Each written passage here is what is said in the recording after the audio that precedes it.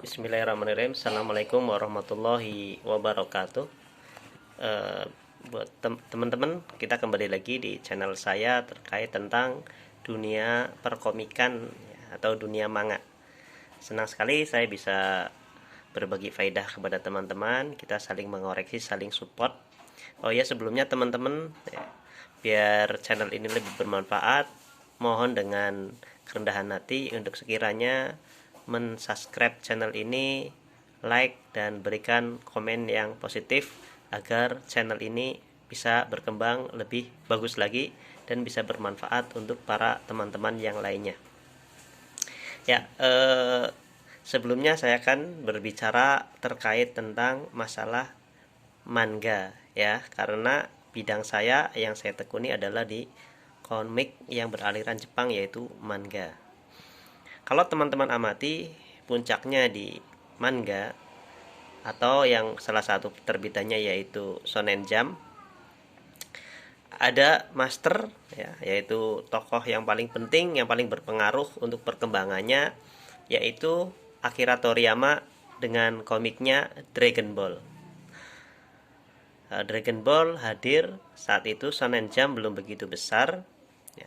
Kalau kita amati dari jilid pertama sampai dengan jilid terakhir, itu banyak sekali perubahan atau peningkatan teknik gambar di komik Dragon Ball.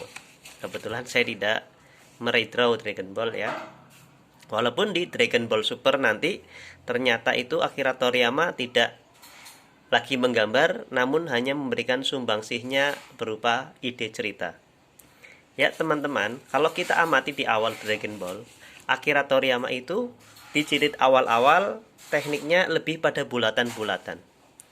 Kemudian ketika Goku sudah mulai besar, yaitu jilid ke-13 atau 14, itu teknik bulatannya sudah mulai berkurang, atau bahkan ke jilid 17 sampai ke jilid sebelum Cell itu gayanya sudah mulai ada perubahan. Nah, puncaknya di bagian akhir itu Akira Toriyama merubah gaya gambarnya menjadi kaku. Ya, lebih ke keras ya, garisnya. Dan ternyata itu dari pihak Shonen Jump memang sengaja memberikan editor, yaitu yang membimbing Akira Toriyama sampai mengalami 3 kali masa teknik penggambaran. Ya. Di Shonen Jump sendiri ada istilah namanya Big Three, yaitu komik manga yang pasarannya besar, yang menjadi booming dan terkenal kala itu, yaitu One Piece, Bleach, dan Naruto. Dan dikatakan bahwasanya One Piece, Naruto, atau bahkan komik-komik yang ada di Shonen Jump itu semua yang menjadi masterpiece berkiblat kepada Akira Toriyama atau Dragon Ball.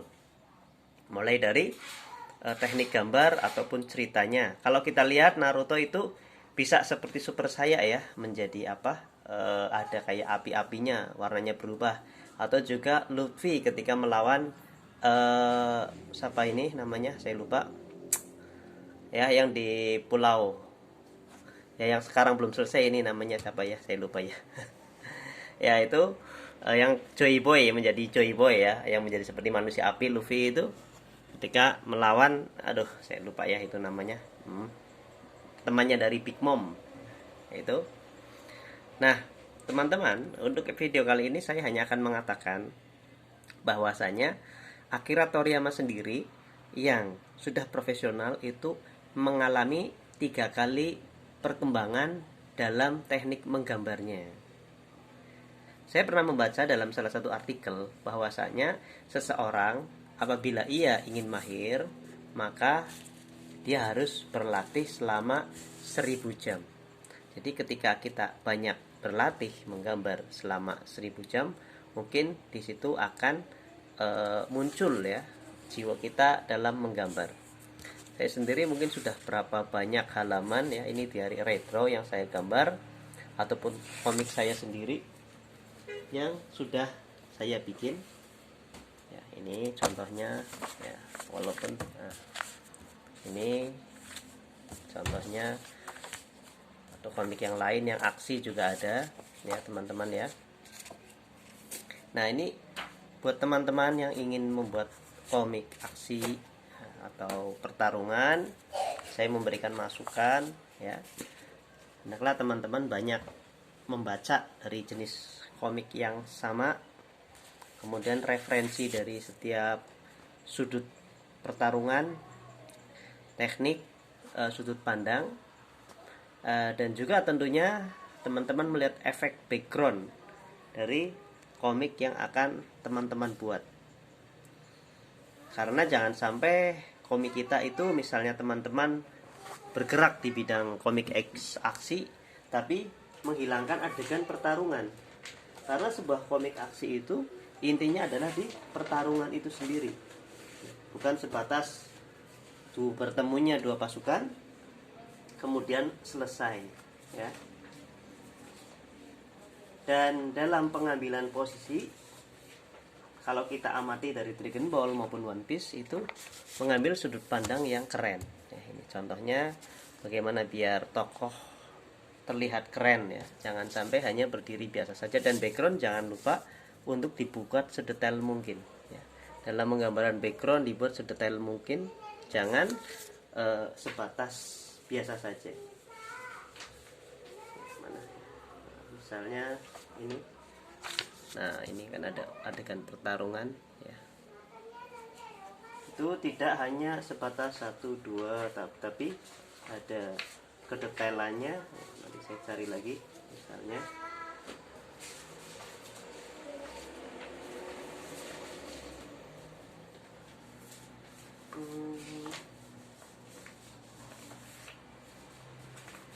Ya, ini dia. Nah, teknik pertarungannya pun sudut pandang, pengambilan, dan ekspresi. Kalau saya kan gambar saya tidak menggunakan wajah ya, itu mata dan hidung saya hilangkan. Nah, itu usahakan teman-teman ketika menggambar sedetail mungkin ya. Nah, ini. Nah, dengan ekspresinya ya. Ini ekspresi per adegan setiap pertarungan itu jangan sampai dilupakan, dan usahakan untuk mengambil gaya yang bagus kayak ini seperti komik saya ya. Atau efek dari efek dari background komik yang teman-teman buat ya, ini. Jadi teman-teman tetap jangan lupa untuk banyak belajar. Sekali lagi saya minta kesediaannya teman-teman untuk bisa subscribe, like, komen yang positif, biar channel ini bisa bermanfaat untuk kita semua. Terima kasih. Assalamualaikum warahmatullahi wabarakatuh.